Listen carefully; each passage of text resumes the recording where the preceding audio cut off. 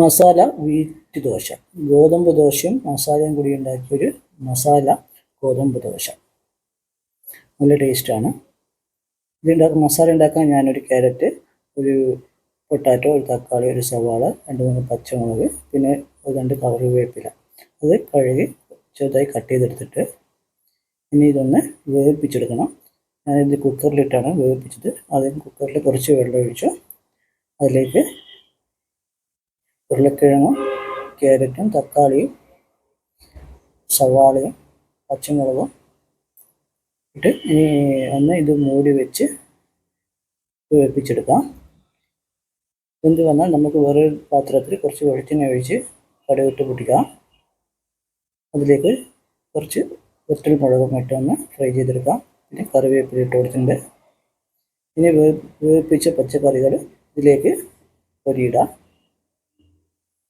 നന്നായി വെന്ത് വന്നിട്ടുണ്ട്.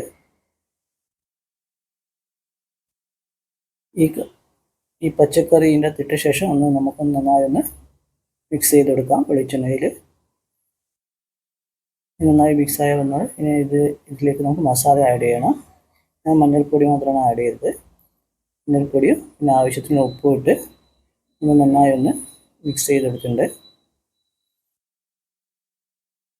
ഇനി ക്യാരറ്റ് ഉരുളക്കിഴങ്ങ് ഒന്ന് ഉടച്ചെടുക്കണം. ഞാൻ അത് നന്നായി ഉടച്ചെടുത്തിട്ടുണ്ട്. ഇപ്പോൾ മസാല റെഡി ആയിട്ടുണ്ട്. ദോശയ്ക്ക് വേണ്ട മസാല റെഡി ആയിട്ടുണ്ട്. നല്ല ടേസ്റ്റാണ്. ഇനി ദോശമാവ് ഉണ്ടാക്കണം. ദോശമാവ് ഉണ്ടാക്കാൻ 1 കപ്പ് 1.5 കപ്പ് മൈദയാണ് എടുത്തത്. മൈദയല്ല, ആട്ടയാണ് എടുത്തത്. ഗോതമ്പ് പൊടി, ഇതിലേക്ക് ആവശ്യത്തിനുള്ള ഉപ്പ് ഇട്ട് വെള്ളം ഒഴിച്ചൊന്ന് കുഴച്ചെടുത്ത് മാവാക്കി എടുത്തിട്ടുണ്ട്. അധികം ലൂസില്ലാതെയും അധികം കട്ടിയാകാതെയാണ് മാവ് തയ്യാറാക്കിയത്. ഇനി ഒരു പാനിലേക്ക് ആവശ്യത്തിനുള്ള വെളിച്ചെണ്ണ ഒഴിച്ചൊന്ന് ചുറ്റിച്ചെടുക്കാം. അതിലേക്ക് നമുക്ക് ഗോതമ്പ് മാവ് ഒഴിച്ചു കൊടുത്ത് ദോശ ഇടാം. ഇത് സാധാ ഗോതമ്പ് ദോശ ഇടുന്നതാണ് ചുട്ടത്. ഇനി അതൊന്ന് മറിച്ചിട്ട് കൊടുക്കാം. ഇത് മൊരിഞ്ഞ ദോശയല്ല, സോഫ്റ്റ് ദോശയാണ്. സാധാരണ മസാല ദോശ നല്ല മൊരിഞ്ഞ ദോശയായിരിക്കും. ഇതിപ്പോൾ ഞാൻ സോഫ്റ്റ് ആയിട്ടുള്ളൊരു ദോശയാണ് ഉണ്ടാക്കിയത്. ദോശ റെഡി ആയിട്ടുണ്ട്. ഇതിലേക്ക് നമുക്കിനി മസാല ആഡ് ചെയ്ത് കൊടുക്കാം.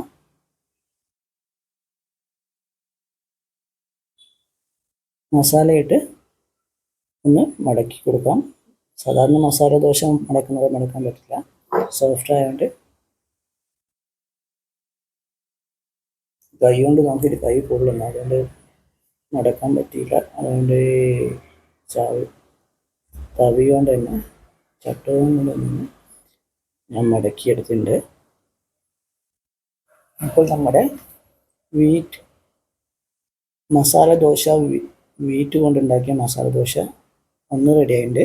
ഇതുപോലെ തന്നെ ഒന്നും കൂടി ഉണ്ടാക്കാം. ആദ്യം വെളിച്ചെണ്ണ ഒഴിച്ചു വെക്കാം പാനിലേക്ക്. പിന്നെ ഗോതമ്പ് മാവ് ഒഴിച്ചു കൊടുത്ത് ദോശ ചുടാം. ഒരു ഭാഗം വെന്ത് വന്നാൽ മറിച്ചിട്ട് കൊടുക്കാം.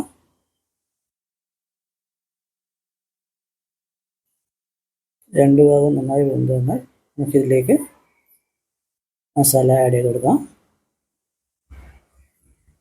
മസാല ആഡ് ചെയ്ത് കൊടുത്ത് രണ്ട് ഭാഗത്ത് ഒന്ന് മടക്കി കൊടുത്താൽ മതി. ഇത് രാവിലെ ബ്രേക്ക്ഫാസ്റ്റിന് വളരെ ടേസ്റ്റി ആയിട്ട് ഉണ്ടാക്കാൻ പറ്റിയ ഒരു ബ്രേക്ക്ഫാസ്റ്റാണ്. വേഗത്തിൽ ഉണ്ടാക്കാൻ പറ്റുന്നതാണ്. മസാല ഉണ്ടാക്കാൻ കുറച്ച് ടൈം വേണമെന്നേ ഉള്ളൂ. ദോശ വേഗം ഉണ്ടാക്കാൻ പറ്റും. നിങ്ങൾക്ക് ഈ വീഡിയോ ഇഷ്ടപ്പെട്ടെങ്കിൽ എൻ്റെ ചാനൽ ഒന്ന് സബ്സ്ക്രൈബ് ചെയ്യുക. വീഡിയോസിനെ ലൈക്ക് ചെയ്യുക, ഷെയർ ചെയ്യുക. താങ്ക്